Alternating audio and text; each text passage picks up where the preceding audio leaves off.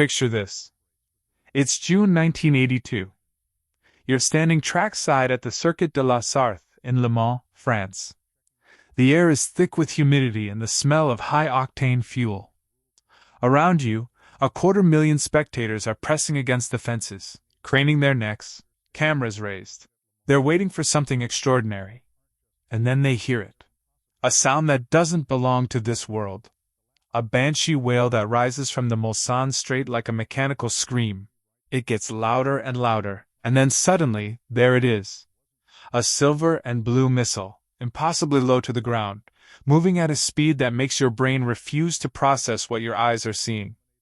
This is the Porsche 956. And it's about to make the fastest drivers in the world look slow. Now, you might be thinking, okay, another old race car story. What makes this one so special? Here's the thing. The Porsche 956 isn't just another dominant race car. It's the most dominant race car ever built, by a margin so wide it's almost embarrassing. Between 1982 and 1991, the 956 and its evolution, the 962, won the 24 Hours of Le Mans 7 times, captured 5 World Sports Car Championships, 5 IMSA GT Championships, and racked up over 150 major international victories. No other car in the history of motorsport has come close to that kind of sustained supremacy. But here's what most people don't realize. The 956 was also so fast, so dangerous, and so unforgiving that it literally forced the governing bodies of international motorsport to ban the technology that made it possible. Not restrict it. Not limit it. Ban it. The Porsche 956 was, in the most literal sense, too good for its own survival. This is motorsport heritage, and I spend way too much time thinking about the engineering monsters that changed racing forever.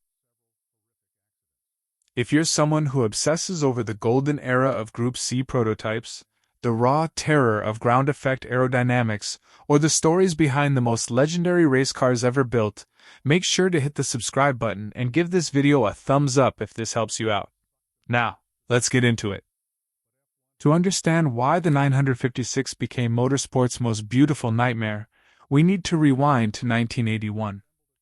Porsche's racing department in Weissach was facing a genuine crisis. The old 936, which had won Le Mans in 1981, was essentially a decade-old design. It had been heavily modified, iterated upon, and patched up, but fundamentally it was becoming obsolete. The world was moving on. Lancia was investing heavily in its LC2 program. Ford was developing the mighty C100. And the FIA had just announced a brand new set of regulations for 1982, the Group C prototype category. Now, Group C was different from anything that had come before. Instead of restricting engine size, the FIA focused on fuel efficiency. Teams would be given a specific fuel allocation for race distances. At Le Mans, that meant roughly 2,500 liters for the full 24 hours. The idea was simple but revolutionary. Force engineers to balance raw speed with efficiency. Make them think not just about horsepower, but about miles per gallon. This changed everything, because suddenly raw power wasn't enough. You needed a complete package that was efficient, aerodynamic, and blindingly fast. And that combination of requirements opened a door that Porsche was uniquely positioned to exploit. Norbert Singer, Porsche's legendary chief racing engineer, saw an opportunity where others saw constraints. The Group C rules were remarkably open when it came to aerodynamic design. Unlike Formula One, which had already started clamping down on ground effect technology after a series of horrific accidents, sports car racing hadn't caught up yet. There were no restrictions on underbody aerodynamics, no mandatory flat bottoms, no limitations on Venturi tunnels. The rulebook was innocent, written for a simpler time. Singer looked at those pages and saw a blank canvas. He assembled a team of aerodynamicists and gave them an unprecedented brief. Ignore everything you think you know about sports car aerodynamics. Start from zero. Let the wind tunnel dictate everything. Here's what most people don't realize about ground effect. It's not exotic or complicated. The basic principle is beautifully simple. Air flowing underneath a car can be accelerated through shaped tunnels called Venturi tunnels, creating a low-pressure zone that literally sucks the car toward the track. Think of it like putting your hand out of a car window and tilting it slightly upward. Airspeed increases, pressure drops, and your hand lifts. Now imagine flipping that concept upside down. You shape the underside of the car so that air accelerates through a narrowing channel. The pressure drops dramatically, and the car gets pinned to the road. The faster you go, the more downforce you generate. And here's the beautiful part. It doesn't require big, drag-inducing wings. The downforce is essentially free. Lotus pioneered this in Formula One with the Type 78 and 79 in the late 1970s. Those cars were so fast, so absurdly dominant, that the FIA essentially banned the technology within a few years. They mandated flat bottoms. They restricted underbody shapes. They did everything they could to kill ground effect because it was making cars too fast and too dangerous. But in sports car racing, none of those restrictions existed yet. The regulations hadn't been written to prevent it. And Porsche, a company that had spent decades building its reputation on engineering excellence and rational design, was about to weaponize this loophole more effectively than anyone thought possible. What Norbert Singer's team created next would not just win races, it would rewrite the rules of what a race car could be. But before we get into the engineering, let me give you some context for just how outmatched the competition was. In 1982, Porsche's main rivals included Lancia with its LC2, a beautiful Italian machine powered by a Ferrari V8, and the Rondo M382, a French-built prototype that represented national pride. Ford had the C100, an ambitious but flawed design. BMW brought the M1, technically impressive but overweight. None of these teams had access to ground effect. None of them had Porsche's decades of aerodynamic research. None of them had Norbert Singer. They were bringing knives to a gunfight, and they didn't even know it yet. The 956 was already being developed in secret, in the wind tunnels and workshops of Weissach, and by the time it rolled out onto the grid at Paul Ricard in March of 1982, it was already the most advanced sports car ever designed. The competition wouldn't just lose, they wouldn't even be close. Underneath the 956's skin lived a secret that made it not just fast, but impossibly, terrifyingly fast. Let me break it down for you. The foundation of the Porsche 956 was an aluminum monocoque chassis. Now, if you're not familiar with what that means, think of an egg. The shell is incredibly strong for its weight, and it distributes impact forces across its entire surface. A monocoque works the same way. Instead of building a car around a heavy steel frame and bolting panels to it, you make the body itself the structure. Every panel, every curve, every section of aluminum skin is load-bearing. The result? A chassis that weighed just 65 kilograms. That's about 143 pounds. For context, that's roughly the weight of an adult male. The entire structural core of a Le Mans prototype weighed less than your average gym goer. Most competitors in 1982 were still using steel tube frame chassis that weighed 2 to 3 times as much. Porsche had moved on, they were playing a different game. But here's where it gets really interesting. The monocoque wasn't just structure. It was the upper surface of a carefully shaped Venturi tunnel that ran the entire length of the car. Picture this. You flip the 956 upside down in your mind. The bottom isn't flat. It's sculpted. There are channels carved into the floor, narrowing toward the middle of the car, then expanding again toward the rear. This is the Venturi effect in action.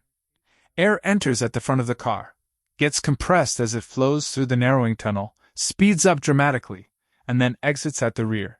The faster the air moves, the lower the pressure becomes. At 200 miles per hour, the 956 generated over 2,000 pounds of downforce. 2,000 pounds. That's more than the weight of the car itself. The 956 was being sucked toward the earth with enough force to overcome gravity. If you could somehow drive it upside down on the ceiling of a tunnel, it would stick. Now, you might be thinking, other cars had wings and spoilers. Didn't they generate downforce too? Yes, absolutely. But here's the critical difference. Traditional wings work by deflecting air upward. Newton's third law kicks in. For every action, there's an equal and opposite reaction. Push air up, and the car gets pushed down. But that deflection creates drag. Lots of it. It's like trying to run through water. Every bit of downforce you gain comes at the cost of straight-line speed. Ground effect doesn't work that way. It manipulates pressure differentials. The downforce is generated by the difference between high pressure above the car and low pressure beneath it. The drag penalty is minimal. The 956 was generating massive downforce while slicing through the air with the efficiency of a knife. That's why it was so fast in corners and on straights. It had its cake and ate it too. This is where most people's eyes glaze over, but stay with me because this next part matters. Behind the cockpit sat the heart of the beast, a 2.65-liter flat-six engine. Now 2.65 liters sounds tiny for a car designed to win overall at Le Mans against machines with engines twice that displacement. But this wasn't just any flat-six. This was the Type 935-76, evolved from the legendary 935 turbo engines that had dominated sports car racing in the late 1970s. Twin KKK turbochargers forced compressed air through massive intercoolers, and at full boost, this relatively small engine produced 620 horsepower. 620 horsepower from a 2.6-liter engine in 1982. That's over 230 horsepower per liter, a number that would have been considered insane for a road car of that era. The compression ratio was just 7.2 to 1. Laughably low for a naturally aspirated engine, but perfect for forced induction. Low compression meant massive boosts could be run without detonation. The engine block was magnesium. The heads were aluminum. Every component was designed for minimum weight and maximum cooling efficiency. And the fuel injection system, Bosch Motronic, was one of the first fully digital engine management systems in racing. It could adjust injection and ignition timing on the fly, optimizing for fuel efficiency when cruising down the Mulsanne straight, then instantly switching to full attack mode for the corners. The gearbox, a new 5-speed manual, weighed just 75 kilograms and could handle enormous torque. Gear ratios were specifically calculated for each track. Le Mans required tall gearing for the long straights. The Nürburgring needed shorter ratios for constant elevation changes. But raw power and clever engineering weren't what made the 956 truly special. It was how all of these elements worked together. The engine was positioned ahead of the rear axle, creating a mid-engine layout. The cockpit was pushed forward, giving the driver excellent visibility while leaving room for the engine and gearbox behind. The suspension, seemingly primitive with its double wishbones, coil springs and anti-roll bars, was geometry perfected to keep the underbody aerodynamics working at optimal efficiency. Ride height was everything. Too high, and you lost ground effect. Too low, and the Venturi tunnels would stall. The margin for error was razor thin. And here's the dark part. When ground effect works, it's magical. The car feels like it's on rails. You can carry impossible speed through corners, and the car just sticks. But ground effect has a fatal flaw. It works brilliantly until it doesn't. If the car bottoms out on a bump, if it gets sideways and air enters the floor the wrong way, if the ride height changes suddenly for any reason, the downforce doesn't gradually decrease. It disappears. Instantly. One moment you have 2,000 pounds of suction holding you to the track. The next moment, you have nothing. No warning, no progression, no time to react. Just instant, violent loss of grip at speeds where the human body has no chance of recovery. The 956 wasn't just a race car, it was a loaded weapon that demanded absolute precision and punished any mistake with potentially fatal consequences. The engineers at Weissach knew this. They'd calculated every angle, tested every surface, refined every tunnel. But they also knew that real racetracks aren't wind tunnels. Real racetracks have bumps, puddles, debris, and imperfections. And at 240 miles per hour, even a tiny imperfection can be a death sentence. The first time the 956 showed up to a race, it didn't just win. It humiliated everyone. March 19, 1982. Circuit Paul Ricard in southern France. The first ever World Endurance Championship race under the new Group C regulations. This was supposed to be the beginning of a new era. Manufacturers were excited. Fans were curious. Everyone wanted to see how these new fuel-efficient prototypes would stack up. Porsche entered 3 factory 956s against a field that included Lancia, Rondeau, Ford, and BMW. The expectation was a competitive race. What they got was a demolition. Jackie Ickx, the legendary Belgian driver who had already won Le Mans 5 times, climbed into the number 1 Porsche and went out for qualifying. He didn't just set pole position. He obliterated the field. His best lap was 3.5 seconds faster than the next quickest car. 3.5 seconds. In qualifying, that's not an advantage. That's a different dimension of performance. Imagine showing up to a chess tournament and realizing your opponent is playing a completely different game. That's what every other team felt when they looked at the timing screens. And then came the race. From the moment the flag dropped, the 956s pulled away. It wasn't dramatic. It wasn't exciting in the traditional sense. It was methodical, relentless, almost cruel. The 3 factory Porsches crossed the finish line in first, second, and third place. The winning car covered 1,000 kilometers, averaging over 120 miles per hour including pit stops. The competition wasn't just beaten. It was embarrassed. Some teams didn't even finish on the lead lap. Journalists wrote their stories with a mixture of awe and concern. The 956 had announced itself, and the message was clear. This isn't going to be a fair fight. 3 months later came the ultimate test. Le Mans. The 24 Hours of Le Mans. The most prestigious endurance race on the planet. The race that separates legends from pretenders. Porsche entered 3 factory 956s plus 1 customer car, entered by a privateer team. The field was deep. Lancia brought its gorgeous LC2. Rondeau was there. Various privateers filled the grid with older machinery. But none of it mattered. Here's what most people don't realize about Le Mans. It's not just about speed. It's about reliability, strategy, and survival. Cars race through the night. Rain falls unpredictably. Tires wear out. Drivers hallucinate from fatigue. The Mulsanne Straight, over 3 miles of flat-out acceleration, tests every component to its absolute limit. At the end of 24 hours, the cars that are still running are the ones that were engineered to endure. The 956 wasn't just fast. It was bulletproof. The result was staggering. The 4 Porsches finished first, second, third, and fourth.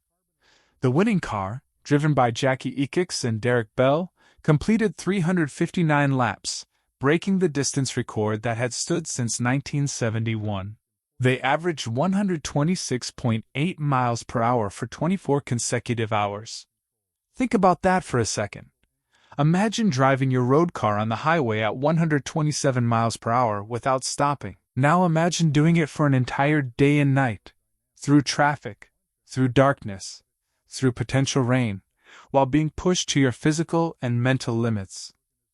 That's what Ickx and Bell did, and they made it look easy. The 4th place, 956, entered by a privateer team, finished 17 laps ahead of the best non-Porsche. 17 laps at Le Mans is an eternity. That's roughly 150 miles of separation. The Lancia LC2s, which had shown promise in qualifying, were fast but fragile. They couldn't maintain the pace over 24 hours. The Rondeaus were outclassed. Ford's C100 was a disappointment. Nobody could touch the 956. But the numbers, as impressive as they are, don't tell the whole story. During practice, Jackie Ickx recorded a lap of 3 minutes 16.56 seconds. That was the first time anyone had lapped Le Mans at an average speed of over 150 miles per hour. Down the Mulsanne straight, the 956s were hitting 245 miles per hour. These speeds were unprecedented for closed-cockpit prototypes. Drivers reported that the car felt different from anything they'd ever experienced. The ground effect gave the 956 a supernatural quality in the corners. You could brake later, turn in harder, carry more speed through the apex, and accelerate earlier. The car just gripped. It defied physics as they understood it. The 1982 season ended with Porsche winning every single Group C race. Not just winning, dominating. The Constructors' Championship wasn't a contest. It was a coronation. Rival teams started withdrawing from races rather than face the humiliation of being lapped repeatedly by cars that were simply in a different league. Lancia, which had poured resources into its LC2 program, managed to score some points, but the gap was enormous. Rondeau, a privateer outfit that had won Le Mans just 2 years earlier with a customer car, couldn't compete. BMW, Ferrari, none of them could touch what Porsche had built. Now, you might be thinking, okay, so one dominant season. That happens. Teams have bad years. And you're right. Dominance in motorsport is cyclical. One year you're on top, the next year someone else figures it out. That's how it's supposed to work. But here's where the story of the 956 takes a turn that nobody expected. Instead of the competition catching up, instead of other manufacturers developing their own ground effect solutions, Porsche made the 956 even faster. They looked at a car that had already humiliated every rival and decided it needed more power, more downforce, more everything. For 1983, the engine was upgraded. 650 horsepower in qualifying trim. The aerodynamics were refined, creating even more downforce with less drag. The new cars wore the purple and white colors of Rothmans Tobacco, a sponsorship deal that would become synonymous with the golden age of Group C racing. They looked more menacing, more purposeful, more dangerous than the original silver and blue cars. And then Stefan Bellof, a young German driver with reckless talent and absolutely no fear, took the 956 to the Nürburgring Nordschleife, the 14-mile, 170-corner version. The Green Hell. The most dangerous racetrack ever built. And he lapped it in 6 minutes and 11 seconds, at an average speed of 122 miles per hour around the Nordschleife. That record still stands today. It will never be broken because nobody races prototypes on the Nordschleife anymore. It's too dangerous.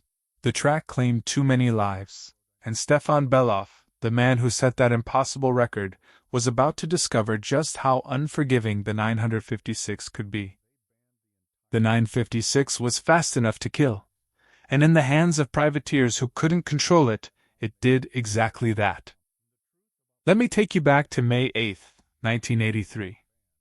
Spa-Francorchamps, Belgium, one of the most legendary circuits in the world. 7 kilometers of flowing, high-speed corners through the Ardennes forest. The weather in Belgium is notoriously unpredictable. It can be sunny at one end of the circuit and pouring rain at the other.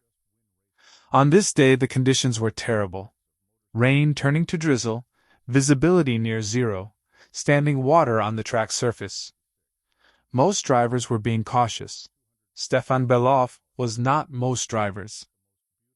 Bellof was 24 years old, fearless to the point of recklessness, and faster than anyone had ever seen.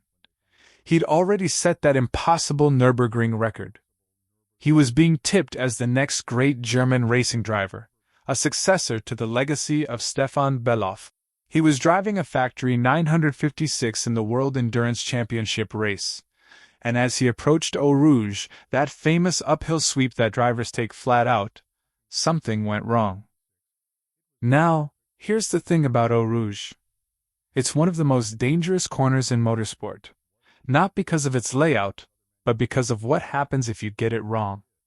You're traveling at over 180 miles per hour. The corner compresses the suspension as you hit the bottom of the hill, then releases it as you crest the top.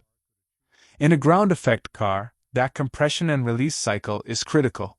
If the ride height changes suddenly, if the floor of the car loses its seal with the track, the downforce disappears in an instant.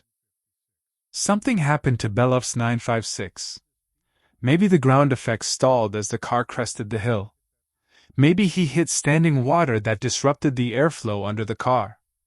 Maybe a minor imperfection in the track surface upset the delicate aerodynamic balance. Whatever the cause, the 956 launched. Witnesses described the car becoming airborne, clearing the barriers, and crashing into the trees at the edge of the circuit. The impact was enormous. The aluminum monocoque, designed to withstand incredible forces, held together. Bellof survived, but he was seriously injured. His career was put on hold.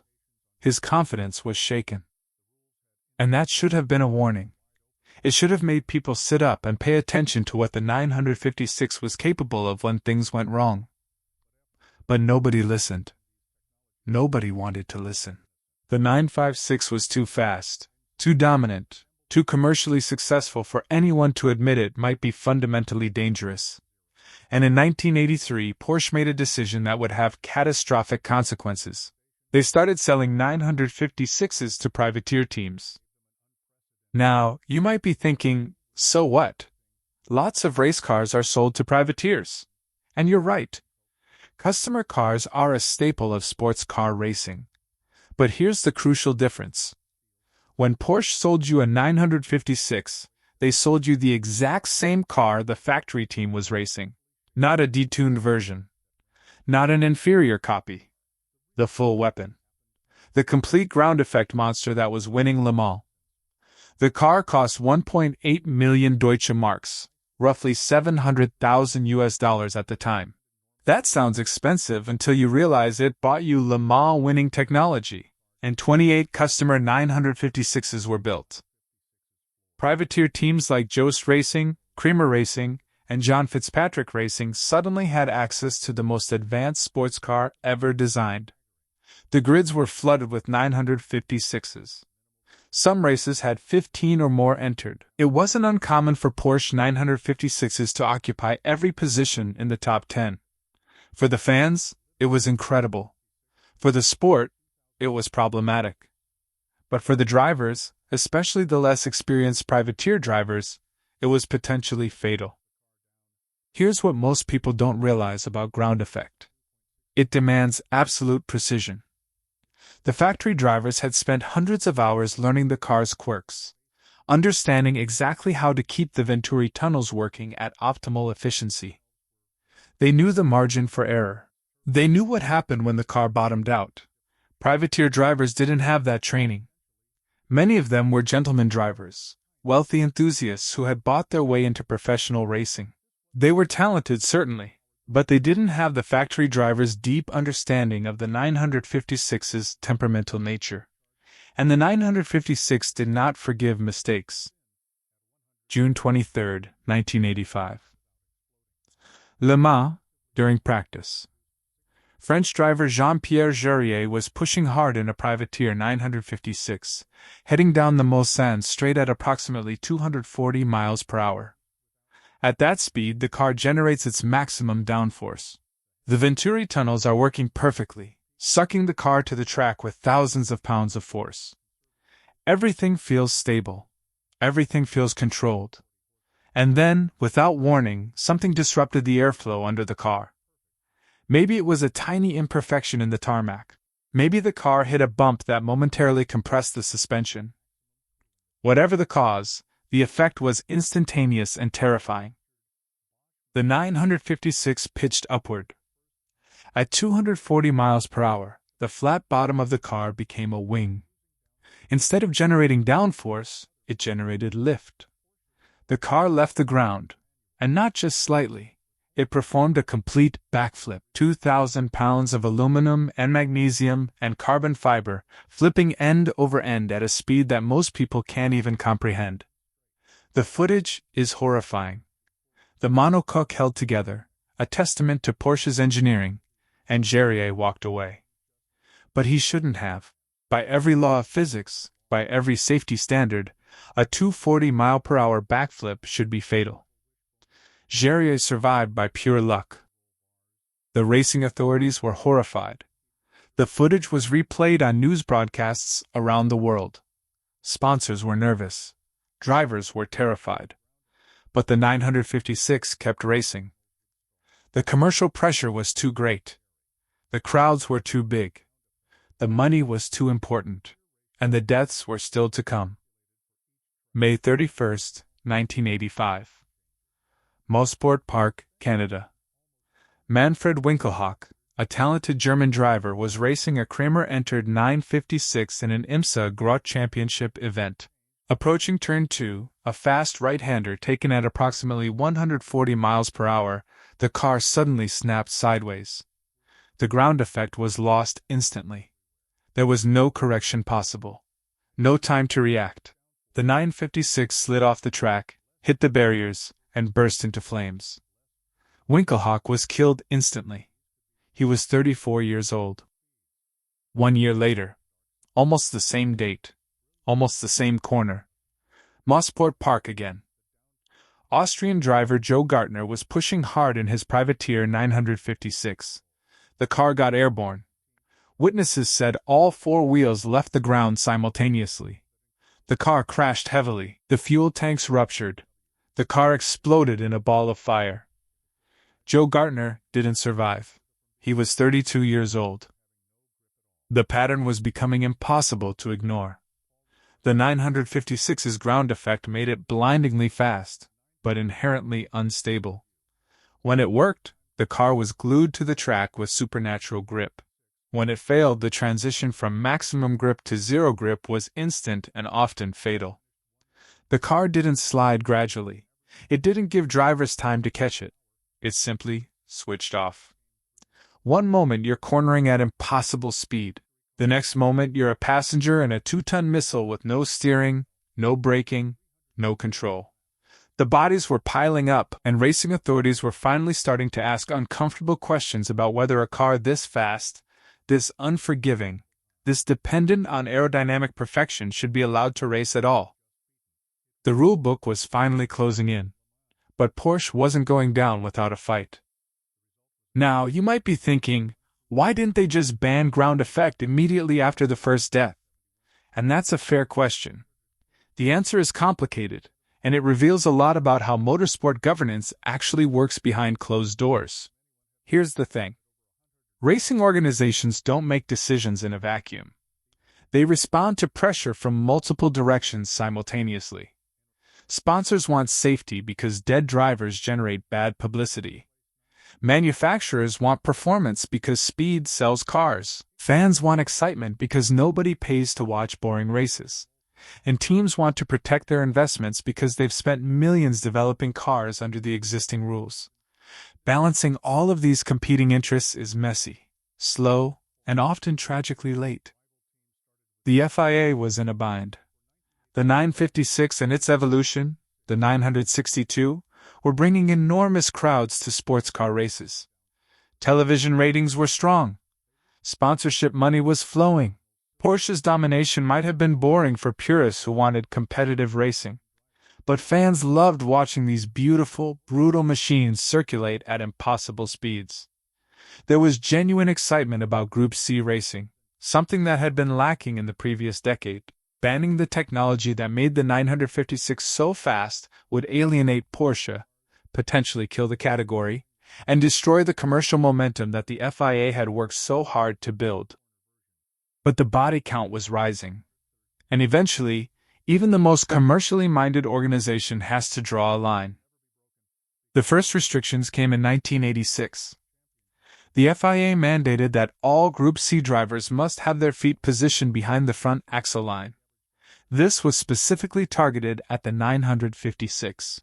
Porsche had designed the cockpit so that the driver's feet extended ahead of the front wheels, allowing for a shorter wheelbase and better aerodynamic packaging. The logic was simple.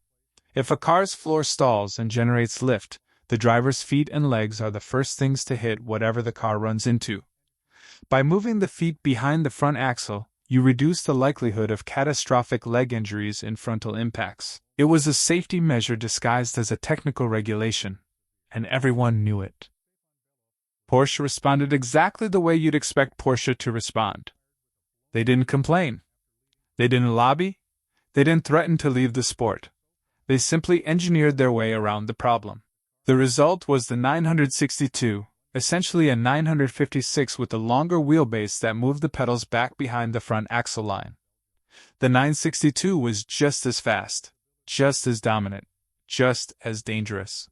Porsche had neutralized the regulation without sacrificing performance. The FIA had spent months crafting a rule designed to address a specific safety concern, and Porsche had watched it in weeks. This is where it gets really interesting, because this pattern would repeat itself for the next 5 years. For 1988, the FIA tried again. This time, they attacked the fuel efficiency formula that had originally inspired the 956's design. They limited not just the total fuel allocation per race, but the amount of fuel teams could use per stint. The idea was to force cars to slow down, to pit more often, to reduce average speeds. It was a blunt instrument, and it targeted the very philosophy that had made Group C racing so compelling. Porsche responded by making the 962C's engine even more efficient. They refined the Bosch Motronic engine management system, optimized the turbocharger mapping, improved the combustion chamber design. The final Evolution 962C could run essentially flat out for an entire stint while using less fuel than the regulations permitted. Porsche was winning the engineering war, and the FIA was losing.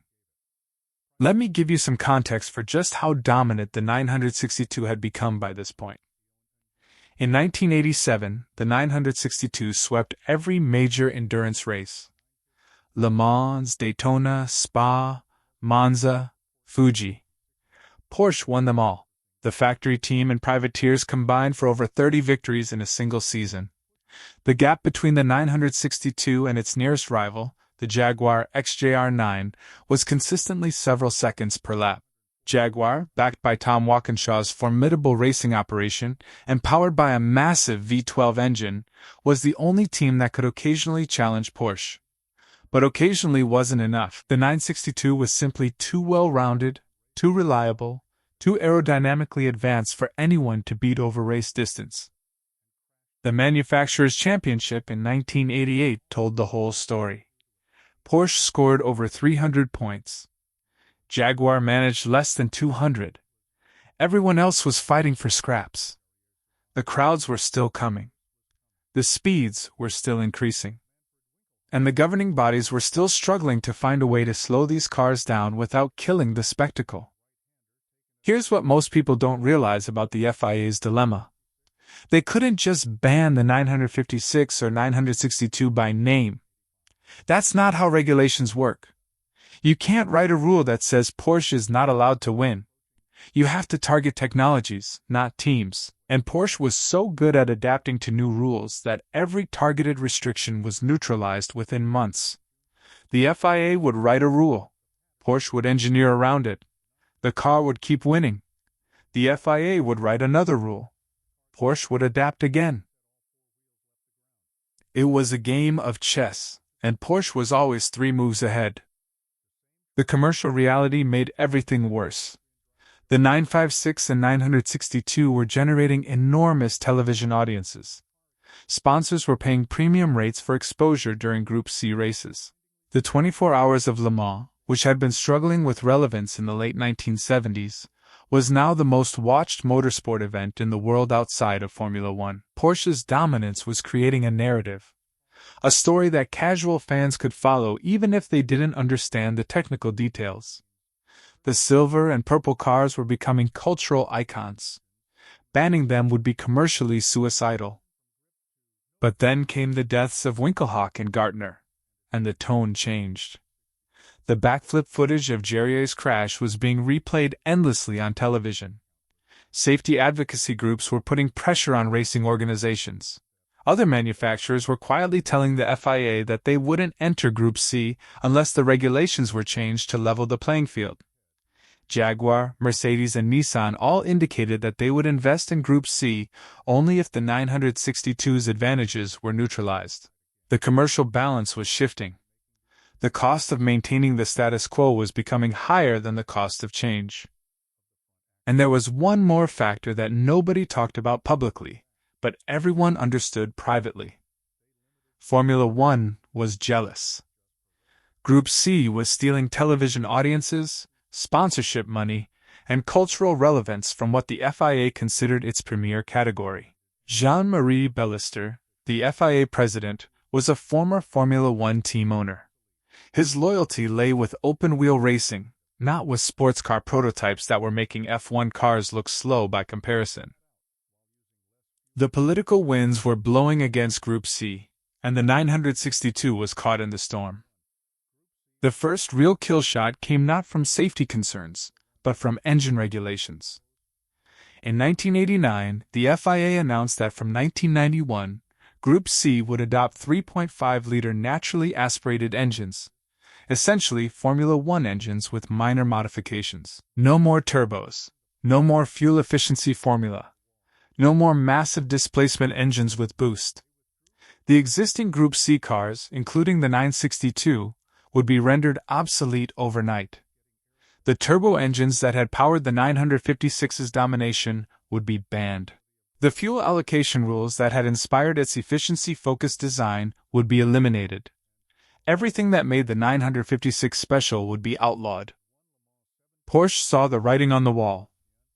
They attempted to build a 3.5-liter car, the 911-based concept that never saw completion.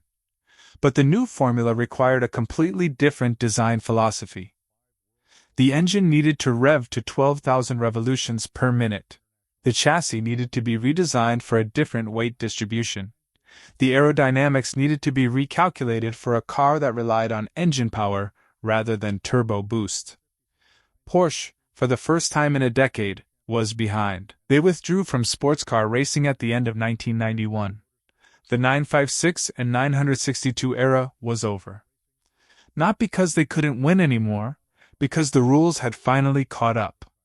The governing bodies had done what they'd failed to do for nearly a decade. They had regulated the most dominant race car in history out of existence. But here's the uncomfortable truth that nobody in the FIA wanted to admit. The engine regulations weren't really about performance parity. They weren't really about improving the sport. They were about killing ground effect. The new 3.5-liter formula required a stepped flat bottom, eliminating the possibility of full-length Venturi tunnels. Cars would generate downforce through wings and diffusers, not through the kind of underbody aerodynamics that had made the 956 so fast and so dangerous. The FIA had finally found a way to ban ground effect without admitting that's what they were doing. They'd wrapped it in a technical regulation about engine displacement, but the real target was the technology underneath the car. The technology that had made Porsche unbeatable. The technology that had killed drivers. The technology that had proven, over and over again, that unregulated engineering brilliance could be incompatible with human survival. The 956 is gone from the grid, but its ghost still haunts every prototype that turns a wheel today. Let me paint you a picture. It's 2024. You're standing in the paddock at the Goodwood Festival of Evolution. The sun is shining, the crowd is buzzing, and then you hear it. That unmistakable wail of a twin-turbo flat six, echoing off the hay bales in the grandstands. A Porsche 956 rolls past you, low and wide and impossibly beautiful, the Rothmans livery gleaming in the English sunlight. The turbos whistle. The wastegates chatter. The car accelerates away, and for a moment, time collapses. You're back in 1982. You're watching Jackie Ekik set that impossible lap time. You're watching Stefan Bellof blur around the Nordschleife. You're watching Jean-Pierre Jaria's car flip end over end at 240 miles per hour. The 956 is still here, and it's still the most magnificent, terrifying, and influential race car ever built. Here's what most people don't realize about the 956's legacy. It didn't just change sports car racing. It changed how we think about racing itself. Before the 956, the prevailing wisdom was that engineers should be given maximum freedom to innovate. Let them dream. Let them push boundaries. Let them find loopholes and exploit them. The 956 proved that philosophy has limits. It showed that unregulated engineering brilliance can produce machines that are too fast, too dangerous, and too unforgiving for humans to operate safely. The 956 didn't just win races. It forced racing to confront its own relationship with risk. The technical innovations pioneered on the 956 became foundational for every prototype that followed. The aluminum monocoque chassis became standard across all categories. Digital engine management systems, developed to optimize fuel efficiency under Group C regulations, are now essential for every race car on the planet. Even ground effect, though banned in its pure form, influences how every modern race car uses underbody aerodynamics. Modern LMP1 cars, the current Le Mans hypercars, they all generate significant downforce through carefully regulated underbody tunnels. The principles are the same. The implementation is controlled. The FIA learned from the 956 that ground effect works, and they learned that it must be managed carefully to prevent cars from becoming too fast for human beings. Today's prototypes are faster than the 956 in absolute terms. A modern Toyota GR010 hypercar can lap Le Mans in about 3 minutes 25 seconds, roughly 10 seconds faster than the 956's best time. They have better tires, better brakes, better safety systems, better crash structures. They're engineering marvels in their own right, but they achieve their speed through heavily regulated means. The underbody profiles are strictly controlled. The aerodynamic efficiency is limited by rule, not by physics. They're faster, but they're also safer, more predictable, less likely to suddenly swap ends or take flight. And that's directly because of the lessons learned from the 956. Every regulation that controls modern prototype aerodynamics exists because Porsche's engineers proved what happens when you don't. The surviving 956s and 962s are now worth extraordinary sums of money. The factory cars, especially those with Le Mans victory history, sell for $5 to $10 million when they rarely come to market. Even privateer cars command $2 to $3 million. They're still raced in historic events, though with revised underbody aerodynamics that reduce the ground effect. Nobody wants to see another backflip, and watching a 956 at a historic racing event is a peculiar, almost spiritual experience. They still look impossibly modern, 4 decades after their debut. The proportions are perfect. Low, wide, purposeful. The turbos still scream, though they run reduced boost now. They're still faster than anything else from their era. But there's something else when you watch them. A sense of danger that modern cars don't possess. These are machines from an era when engineers were allowed to chase speed without restraint. When aerodynamicists could exploit any loophole they found. When the only limit was what the driver could survive. Stefan Bellof, the young German who set that impossible Nürburgring record, died 2 years later at Spa-Francorchamps in a 962. He was 34 years old. The car that made him immortal also took his life. That duality is at the heart of the 956's story. It was a machine that could make you the fastest human on Earth one moment and kill you the next. It demanded perfection, and it punished anything less with lethal consequences. The engineers who created the 956 weren't reckless. They were brilliant professionals who pushed the boundaries of what was possible. Norbert Singer's design was a masterpiece of efficiency and speed. But it revealed a fundamental truth about racing. There's a point where faster becomes too fast, where the pursuit of lap time threatens the very existence of the sport. The 956 forced racing to grow up. It showed that regulations weren't restrictions on creativity, but necessary boundaries for survival. It proved that engineers, left unchecked, would build cars that could kill the very drivers they were meant to serve. The banning of pure ground effect wasn't a defeat for innovation. It was recognition that racing needed to remain a human sport, not a technological arms race to disaster.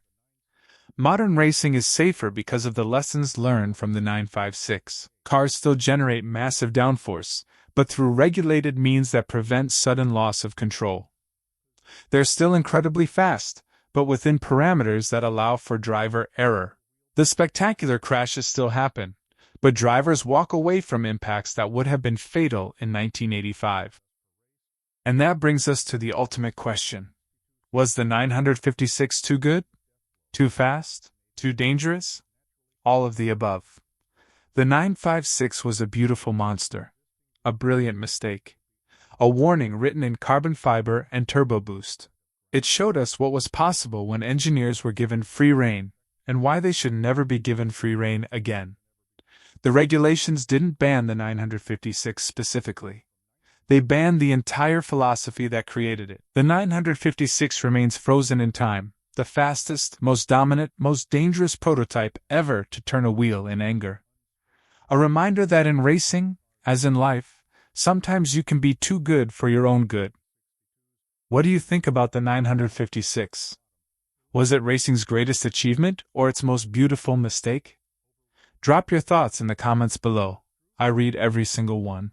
And if you enjoyed this deep dive into the most dominant race car ever built, hit that subscribe button and ring the bell so you don't miss our next legendary motorsport story. We've got a lot more to cover. Until next time, keep those engines running, and remember, sometimes the most impressive engineering achievement is knowing when to stop.